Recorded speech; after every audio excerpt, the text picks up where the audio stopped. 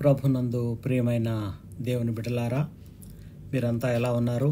మీరు రోజు వాక్యం చదువుతూ ప్రార్థన చేసుకుంటూ ఆత్మీయంగా బలపడుతున్నారని ఆశిస్తున్నాను. ఈరోజు దేవుడు మనకిచ్చిన వాగ్దానం కీర్తనల గ్రంథం 119వ సంకీర్తన 50వ వచనము. నీ వాక్యము నన్ను బ్రతికించి ఉన్నది, నా బాధలో ఇదే నాకు నెమ్మది కలిగించుచున్నది.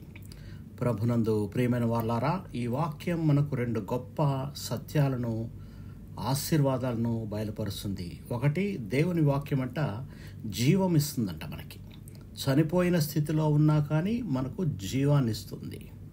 అలాగే నిన్న చూసాం కదా, మనము హిజ్కియా చనిపోయిన స్థితిలో ఉన్నా కానీ జీవం ఇచ్చి ఆయుష్ పెంచింది. అలాగే మనల్ని కూడా ఎన్నోసార్లు మనము దాదాపుగా చచ్చిపోయి శవాల్లాగా తిరుగుతున్న స్థితిలో ఉంటాం. దేవుని వాక్యం మనకి జీవాన్ని ఇచ్చేదిగా ఉంది. అలాగే ఎటువంటి బాధల్లో ఉన్నా కానీ మనకు నెమ్మదిని, సమాధానాన్ని, ఆ బాధల నుండి మనల్ని విముక్తి చేయడం ద్వారా, లేదా ఆ బాధలకు శ్రేష్టమైన పరిష్కారం చూపడం ద్వారా దేవుడు మనకి నెమ్మదిస్తాడు. కాబట్టి దేవుని వాక్యం మనకి జీవాన్ని ఇస్తుంది, మన బ్రతుకుల్లో నెమ్మదినిస్తుంది. ప్రార్థన చేసుకుందాం.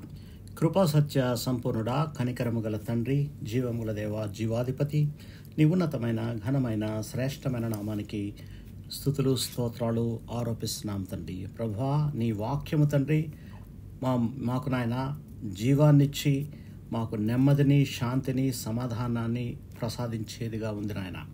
అటువంటి వాక్యాన్ని మేము ఆధారం చేసుకొని ప్రతిరోజు జీవిస్తూ మా జీవితకాలం అంతయు నీ కృపలో కొనసాగే ధన్యత మాకు దయచేయమని యేసు జీవం గల నామములో ప్రార్థించి వేడుకొనుచున్నాము తండ్రి.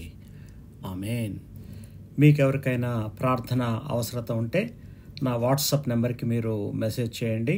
+965 94724454. దేవుడు మిమ్మల్ని సమృద్ధిగా ఆశీర్వదించి బలపరచునుగాక. Amen. God bless you all.